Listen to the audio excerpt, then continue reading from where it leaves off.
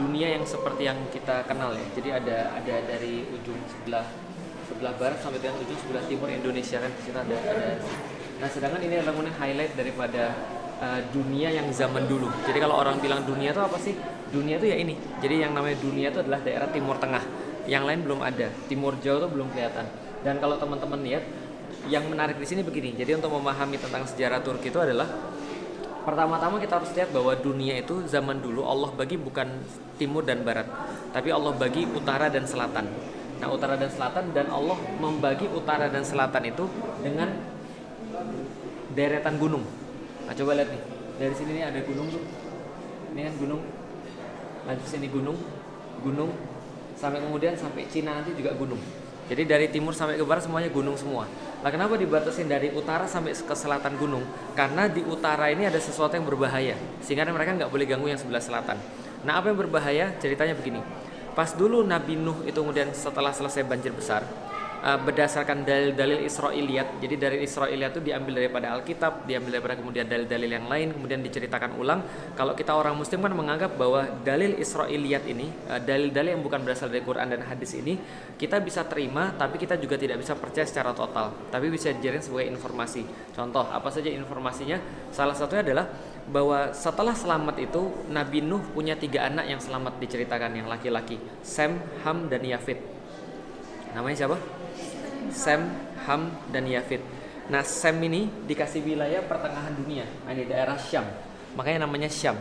Diambil dari namanya Sem. Keturunan Sem itu disebut dengan Semit. Pernah dengar kata-kata Semit? Contoh misalnya orang-orang Yahudi berkata, kita terus menggalakkan orang-orang Jerman itu adalah gerakan anti-Semit yang nggak setuju sama orang-orang Yahudi, Holocaust dan sebagainya. Nah, Sem itu adalah keturunan daripada Sem. Bahasa-bahasa Semitik misalnya, bahasa Arab, Ibrani itu Semitik, satu rumpun. Kenapa? Karena sama-sama keturunan Sem, gitu kan ya. Nah, selain kemudian Sem dikasih wilayah dan bagian Syam ini, bagian timur tengah ini, juga ada yang namanya Ham. Ham ini dikasih wilayah bagian sebelah sini, sebelah selatan. Orang-orangnya ciri-cirinya hitam, rambutnya kemudian kriwil, lalu kemudian orangnya yaitu hitam-hitam dan kriwil gitu kan ya. Nah, itu Ham. Keturunannya namanya Hamid. Contohnya misalnya orang-orang Afrika, orang-orang kemudian bagian-bagian selatan lah, Maroko yang awal dan seterusnya. Nah, yang utara itu dikasih kepada kemudian Yafid. Nah, ini daerah utara, bagian atas di atas gunung. Itu adalah orang-orang Yafid. Makanya orang-orang bilang bahwa Yafid ini adalah bapaknya orang-orang Mongoloid. Termasuk orang-orang Indonesia itu bapaknya adalah Yafid. Nah, kenapa? Karena Yafid ini tinggalnya di bagian utara. Kenapa kemudian Allah membatasi kemudian gunung? Supaya orang-orang utara nggak nyerang ke selatan. Karena orang-orang utara itu kemudian sadis-sadis, orang-orang kejem-kejem. Mereka bangsa penunggang kuda, mereka kemana-mana dikatakan oleh Rasulullah pakai sendal dari bulu. Lah, kenapa? Karena dingin. Dan mereka orang-orang yang daerah atas-atas ini. Siapa aja keturunan Yafitik? Attila Dahan itu Yafitik, Viking itu Yafitik. Siapa lagi misalnya? Orang-orang Mongol itu Yafitik. Turki juga termasuk Yafitik. Nah, termasuk orang Cina juga Yafitik. Nah, makanya sejarah itu menghiasi bahwa seluruh peradaban itu, yang orang-orang di bawah, yang tengah dan bawah ini, semuanya menutupi seluruh celah-celah gunung ini kalau ada. Karena kan kalau ada gunung-gunung begini nih, ada kemudian kayak gini-gini sungai, ini kan membelah gunung nih. Nah, ini kan berarti kan ini kan bisa lewat orang. Nah, maka orang-orang tuh nutupin celah-celah ini supaya dari utara nggak nyerang ke selatan. Contoh misalnya Cina itu kemudian walaupun mereka Yafitik juga, mereka nutupin dari Mongol untuk nyerang ke sebelah selatan. Dari sini juga sama. Orang-orang nutupin ini juga. Orang-orang Itali, daerah Eropa sana juga nutupin dari atas. Kalau pernah baca Asterix dan Obelix itu juga sama kan. Ceritanya seluruh peradaban di dunia dari timur sampai ke barat tuh menakutkan orang-orang yang sebelah utara. Karena orangnya kejem-kejem, orangnya sadis-sadis, orangnya pintar perang. Nah, ceritanya pada satu waktu pernah baca tentang Zulkarnain belum tahu? Al-Kahfi pernah baca? Surat Al-Kahfi terakhir tentang Zulkarnain kan. Zulkarnain disuruh Allah ke timur, suruh Allah ke barat. Ujungnya Allah suruh ke tengah. Di tengah itulah kemudian dia diminta oleh kaum untuk kemudian menutupi sebuah celah yang kemudian jadi tempat menyerangnya Ya'juj dan Ma'juj. Nah, Ya'juj dan Ma'juj ini golongan Yafitik. Jadi dari utara ke selatan juga. Maka dia kemudian membangun, kalau teman-teman baca di dalam Al-Qur'an, sebuah casting dari tembaga yang kemudian dicor, lalu kemudian membentuk tembok yang nggak bisa dilewati oleh orang-orang Ya'juj dan Ma'juj, gitu kan ya. Nah, ketika kemudian dia buat tembok itu, ada golongan Ya'juj dan Ma'juj yang tertinggal. Bahasa Arabnya taroka itu meninggalkan, yatruku turkan, taroka yatruku turkan, turika ditinggalkan. Akhirnya itulah kemudian dikasih nama Bani Turk, yaitu adalah orang yang tertinggal. ketika kemudian Zulkarnain kemudian ngeblok itu kemudian untuk supaya Ya'juj dan Ma'juj nggak bisa nyerang. Nah, itulah bangsa Turki. Bangsa Turki ini kemudian berdasarkan hadis Rasulullah SAW, itu kata Rasul, orang Turki dibagi 3. Ada yang kemudian tetap dalam agama nenek moyang mereka, ada yang kemudian memerangi Anda, ada yang kemudian masuk Islam lalu kemudian membantu Anda. Nah, inilah Turki yang kita katakan sekarang. Makanya Rasulullah SAW bilang, watarku turka idza tarkukum. Jangan ganggu orang-orang Turki, tinggalkan orang-orang Turki selama mereka meninggalkan kalian. Nah, kenapa? Karena mereka pintar perang. Nah, orang-orang Turki itu asalnya dari sini. Dari daerah sebelah timur yang sekarang kita kenal dengan nama Xinjiang. Itulah kemudian daerahnya orang-orang Turki. Makanya kita lihat sebelah situ yuk. Ini kan Cina nih. Ya kan ya? Ini kan Indonesia di bawah sini. Nah, ini kan Xinjiang. Daerah sini nih kemudian orang-orang Turki banyak beremigrasi. Jadi kalau sekarang teman-teman lihat ada kasus di Uighur gitu kan ya, bukan Uighur, Xinjiang, orangnya namanya Uighur. Kalau tempatnya namanya Xinjiang. Nah, ini dari sini kemudian mereka beremigrasi ke sini semua. Kenapa? Gara-gara tekanan orang-orang Mongol. Jadi ketika Mongol itu melebarkan wilayahnya, Mongol itu kan sepupuan sama Turki. Nah, kenapa? Kan sama-sama Bani apa tadi? Sem, Ham, Yafet. Mereka kemudian beremigrasi ke sini. Lah itulah yang awalnya dipimpin oleh Bani August itu. Bani August kemudian sampai ke sini bersentuhan dengan Abbasiyah. Awalnya lebih awal lagi mereka bersentuhan dengan Khulafaur Rasyidin ketika zamannya Utsman bin Affan. Tapi Utsman bin Affan nggak terlalu ngereken mereka. Tapi mereka bersentuhan pada khususnya ketika di sini ketika ada Khilafah Abbasiyah. Nah, Khilafah Abbasiyah itu merekrut mereka menjadi tentara-tentara yang sangat terlatih sekali. Karena orang Turki kan pintar perang dari awalnya. Pintar perang, sadis, kejam dari awalnya. Mereka pokoknya kuat lah dari awal, maka direkrut jadi kemudian tentara-tentara perang. Lalu kemudian ditempatkan di perbatasan-perbatasan. Kita lihat ya, ini kan kemudian asalnya mereka. Di mana mereka bersentuhan? Nah, daerah sini sudah Persia. Persia sudah ditaklukkan Islam, bersentuhan dengan Islam mereka. Ketika sudah bersentuhan Islam, ditempatkan ke daerah-daerah perbatasan untuk menjaga perbatasan-perbatasan. Dari situlah kemudian muncul Turki Saljuk. Karena ada 2 Turki. Turki ada 2, satu Sunni, satu Syiah. Yang Syiah itu Bani Buwayhid, yang Sunni namanya Bani Saljuk. Jelas ya, dari situ ceritanya sudah sampai di sini ya.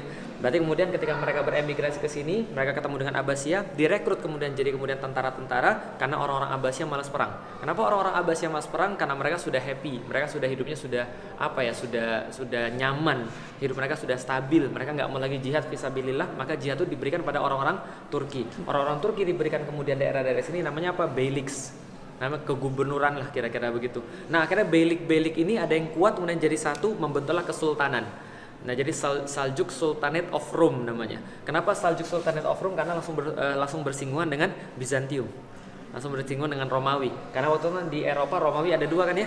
Romawi terpecah jadi 2, satu Romawi sebelah timur, yang kedua adalah Romawi sebelah barat. Romawi sebelah barat ibu kotanya adalah Roma, Romawi sebelah timur ibu kotanya adalah Konstantinopel.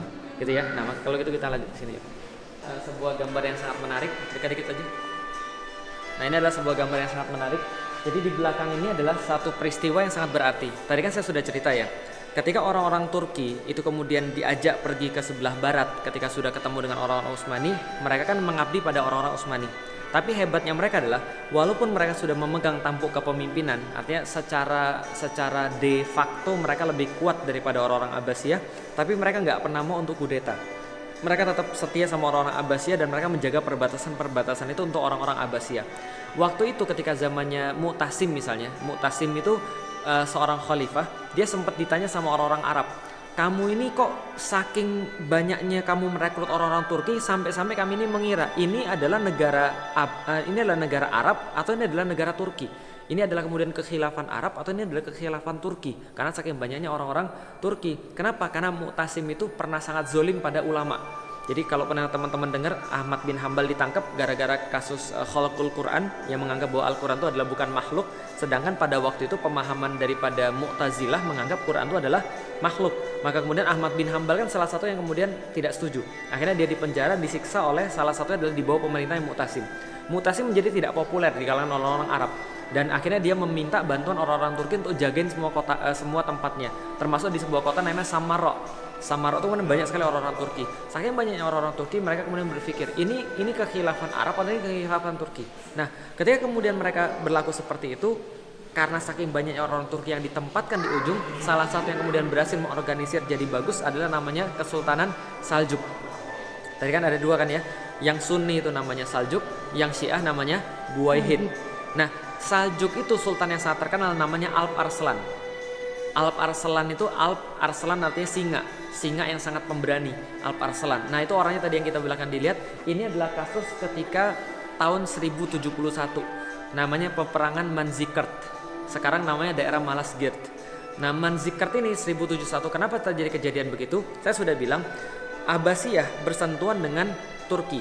Lalu kemudian pada tahun 1000-an ketika mereka sudah ngirimin kemudian ke ujung-ujung kota mereka untuk jadi penjaga-penjaga perbatasan, maka mereka dapat pada saat itu mereka itu menambah luas wilayahnya. Jadi karena banyak orang pengen masuk Islam, banyak wilayah masuk Islam, ini Saljuk ini bertambah luas wilayahnya dan bersentuhan langsung dengan Romawi. Romawi bilang gini, oh ini nggak bisa dibiarkan. Nah, kenapa? Ini bocah sudah ganggu kita. Nah, kenapa? Kalau dibiarkan gini terus habis kita. Padahal tahun 1000-an itu Bizantium lagi kuat-kuatnya. Kaisarnya namanya Romanus Diogenes. Nah, Romanus ini akhirnya mengumpulkan pasukan. Ada yang bilang 200.000, ada yang bilang 40.000. Manapun, tapi itu masih 2 kali lipat daripada pasukannya Alp Arslan pada saat itu. Nah, ketika kemudian dia ngumpulin pasukan 200.000 atau 40.000 tadi, taruhlah 200.000 ya. Dia kemudian ngajak perang. Alp Arslan nggak mau nanggepin. Tapi kemudian dia tetap ngajak perang. Akhirnya Alp Arslan mengerahkan seluruh pasukannya, memerintahkan seluruh pasukannya untuk pakai baju warna putih kayak di situ. Itu bukan hanya baju warna putih, tapi dia libet kemudian badannya pakai kain kafan. Dan seluruh pasukannya juga sama. Bahkan di perisai-perisainya juga dikasih kain kafan. Supaya kenapa? Maju, kalau kalian mati kalian sudah dikuburkan pakai ini. Tapi kalau kalian selamat berarti Allah sudah memenuhi janji pada kalian. Kalau kalian mati kalian akan syahid. Maka kemudian pasukannya setengah daripada pasukan Konstantinopel, Romawi waktu itu, kemudian dikalahkanlah pasukan Bizantium atau Romawi tadi. Lalu kemudian rajanya ditawan. Nah, ini dibawa namanya Romanus Diogenes. Nah, ketika ditawan itu, kemudian tangannya diikat di belakang. Alp Arslan bilang sama dia begini, kalau kamu jadi saya dan saya jadi kamu, kalau kita bertukar tempat, kira-kira kalau kamu yang nawan saya, kamu ngapain saya? Rajanya kemudian bilang, ya saya bunuh kamu dan saya akan hinakan kamu. Mungkin saya akan seret kemudian mayatmu dengan kuda saya. Alp Arslan bilang, saya bisa melakukan itu, tapi saya melakukan sesuatu yang lebih menghinakan kepada dirimu. Apa yang lebih menghinakan? Dia mengirimkan pasukannya untuk mengawal Raja Romanus ini dibebaskan dan dikawal balik ke Konstantinopel dengan bendera la ilaha illallah Muhammadur Rasulullah. Nah, itu ditulis oleh Ibnu Katsir. Nah, itu ditulisnya itu adalah penghinaan yang luar biasa bagi orang-orang Kristen pada saat itu.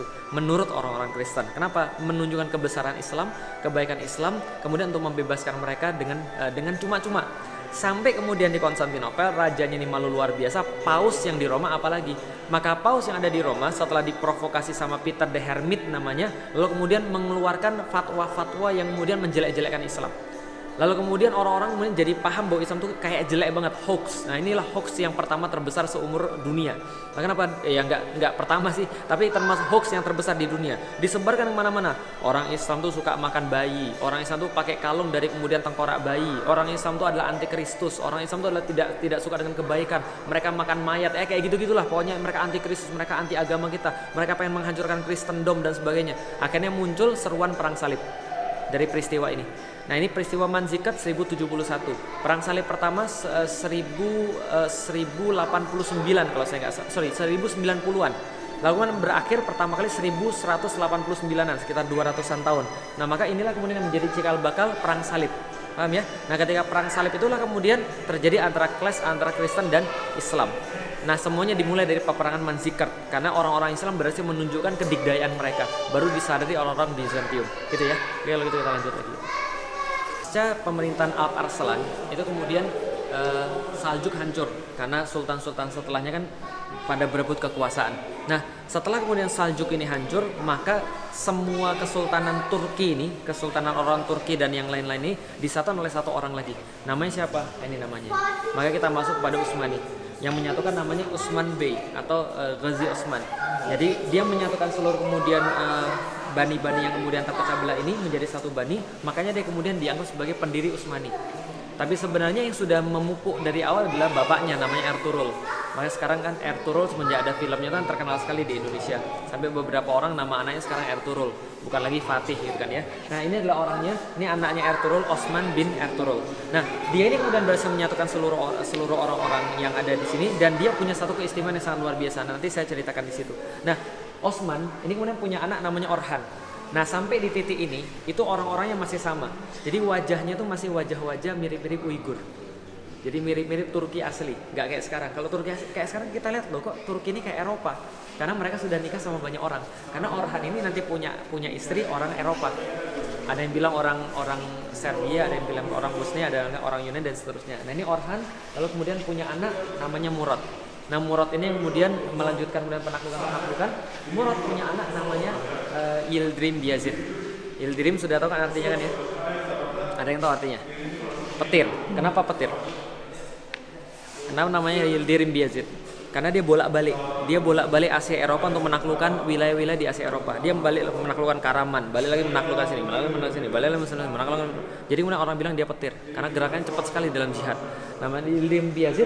Ini kemudian ketika dia mau menaklukkan Konstantinopel, karena pengen kemudian menaklukkan Konstantinopel, nanti saya cerita kenapa sih ini orang pengen semua menaklukkan Konstantinopel, nanti saya cerita. Nah ketika Yildirim pengen menaklukkan Konstantinopel, dia bersentuhan dengan satu lagi kekuatan yang hebat yang baru muncul daripada Mongol. Salah satu keturunan daripada Genghis Khan itu masuk Islam.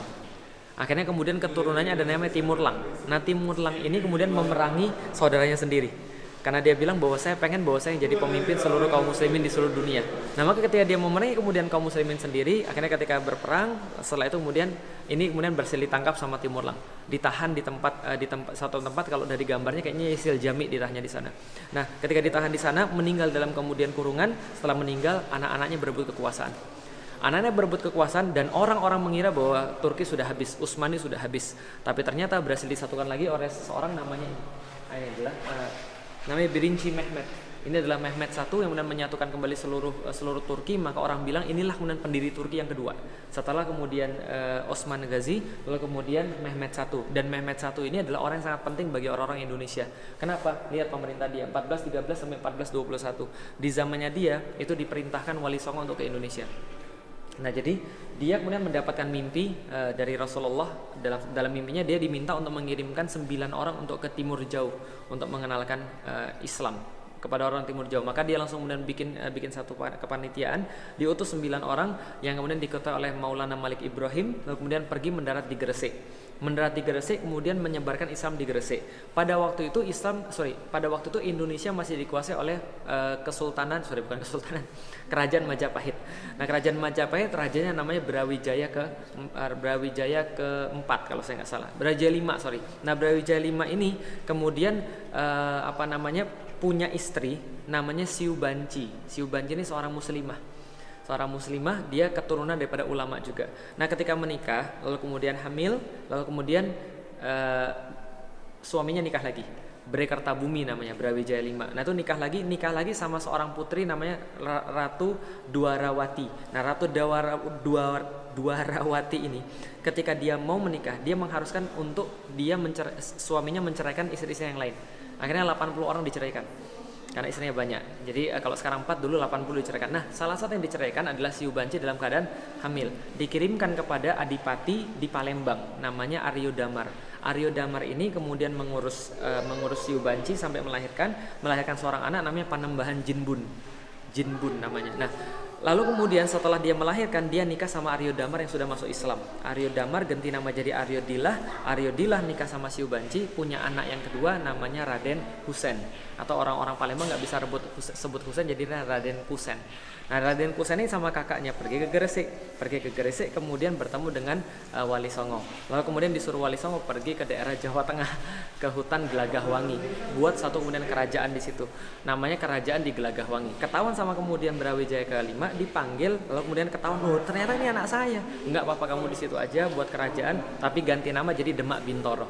Dari situlah kemudian jadi kerajaan Demak, namanya Raden Fatah. Jadi Jinbun itu namanya Raden Fatah. Dilantiknya oleh siapa? Dilantiknya oleh keturunan Mehmet. Mehmet I punya anak namanya Murad II.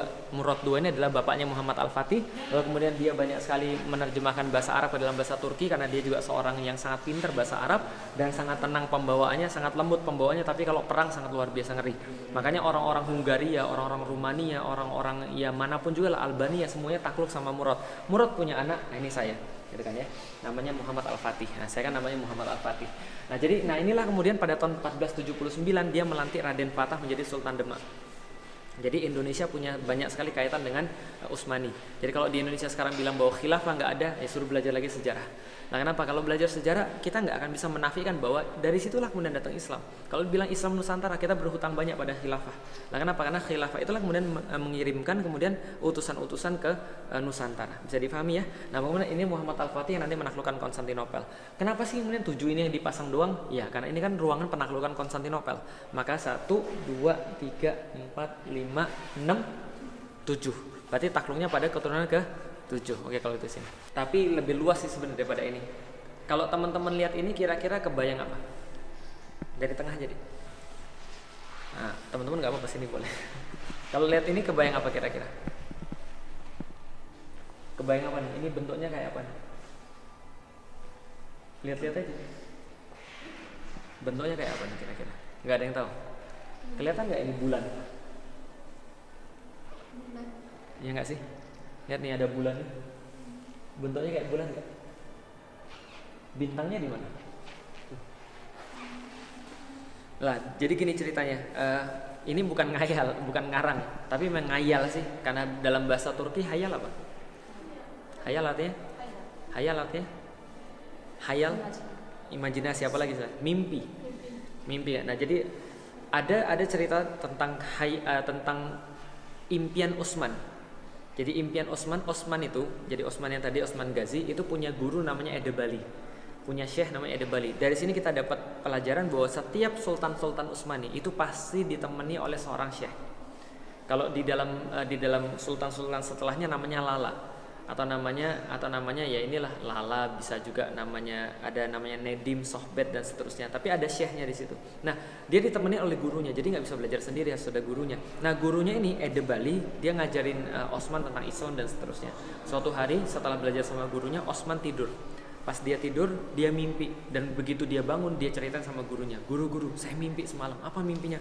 Saya tuh mimpi bahwa saya tidur dan saya berhadapan-hadapan dengan guru. Dari dada guru itu keluar bulan sabit. Lalu kemudian bulan sabit itu keluar dari dada guru, lalu kemudian keluar menuju kepada diri saya, semakin membesar sampai kemudian penuh. Setelah penuh kemudian masuk ke dalam dada saya. Setelah masuk dalam dada saya, kemudian dari dada saya itu tumbuh pohon cenar. Tumbuh pohon cenar besar sekali, dia bilang besar sekali, dengan cabang besar sekali, dengan akar yang sangat luas sekali. Dan aku melihat dengan sangat jelas, kata Utsman, bahwa akarnya itu mencakup ada empat sungai. Sungai Danub, sungai Tigris, sungai Nil, dan sungai Efrat. Ada 4 sungai. Lalu aku melihat seluruh tajuknya itu melingkupi 4 gunung. Ada gunung Hemus, ada gunung Atlas, ada gunung Taurus, ada gunung Kaukasus. Semuanya melingkupi 4 gunung dan 4 sungai. Dan aku melihat semuanya sangat rindang sekali. Kulit-kulit pohonnya aku kemudian melihat berubah menjadi sebuah menara-menara masjid. Kemudian banyak sekali burung-burung kemudian mengitari di atasnya, bertawaf di situ. Nah aku melihat banyak sekali kemudian tanaman-tanaman yang sangat subur, buah-buahan yang sangat bagus, ladang-ladang pertanaman, kuda-kuda yang sangat banyak, manusia yang sangat banyak. Azan, kemudian aku dengar tuh seperti itu. Lalu kemudian ketika itu semuanya, tiba-tiba aku melihat pohon cenar itu seluruh daunnya berubah menjadi pedang Arab. Lalu kemudian semuanya menuju pada satu titik. Satu titik itu adalah Konstantinopel, dia bilang begitu. Lalu kemudian aku terbangun, dan ketika aku terbangun itu, ketika itu kemudian seluruh gambaran tadi itu berubah menjadi cincin, dan cincin itu dipakaikan dalam tanganku, kata Utsman. Lalu kemudian dia terbangun. Lalu dia ceritain itu sama gurunya bilang, serius begitu? Iya. Kamu nikah sama anak saya jadi. Akhirnya kemudian Syekh Edebali menikahkan Utsman pada anaknya namanya Malhun. Dari situlah kemudian muncul kemudian keturunan-keturunan yang lain. Nah, maka kemudian impian Utsman itulah yang diwariskan pada anak-anaknya. Berasal dari mana? La tuftahanul Konstantiniyah fala ni'mal amiru amiruha wala ni'mal jaisu dzalikal jais. Kata Rasulullah, akan ditaklukkan kota Konstantinopel, sebaik-baik penakluk adalah dia, dan sebaik-baik pasukan adalah pasukan dia. Bisa dipahami ya?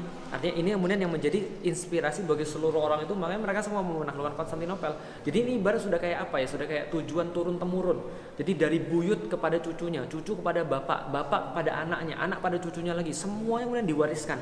Kenapa? Karena mereka pengen agar ini adalah pencapaian terbesar dalam keluarga kita. Orang Turki bilang kizil elma, apel merah mereka. Jadi sesuatu yang sangat diinginkan oleh mereka adalah kota Konstantinopel. Maka mereka bikin bulan lalu bintang.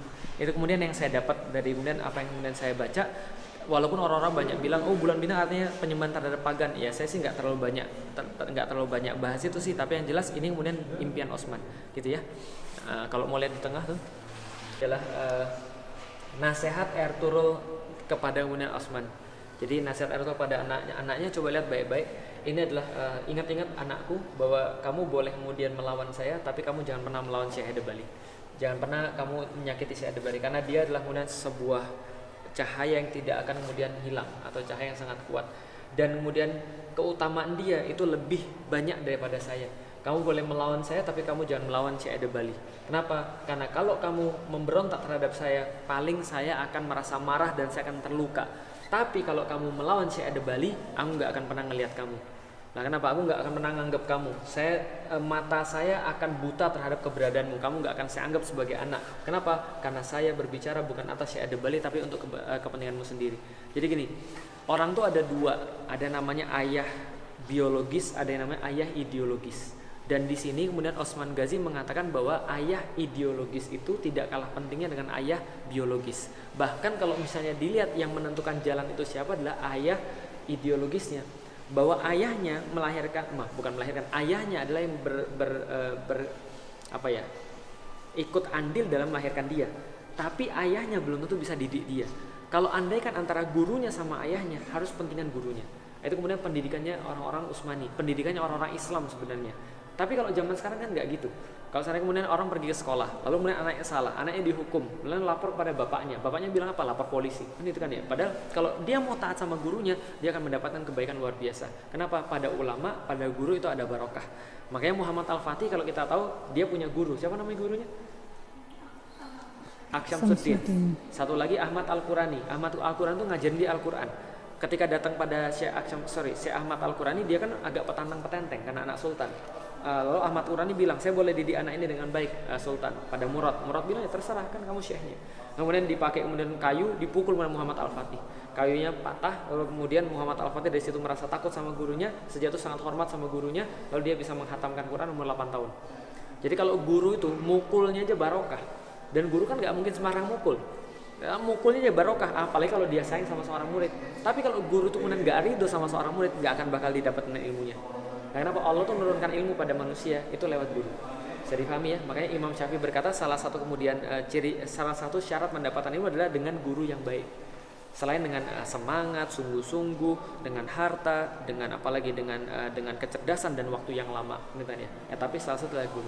Yuk, kalau gitu kita lanjut lagi.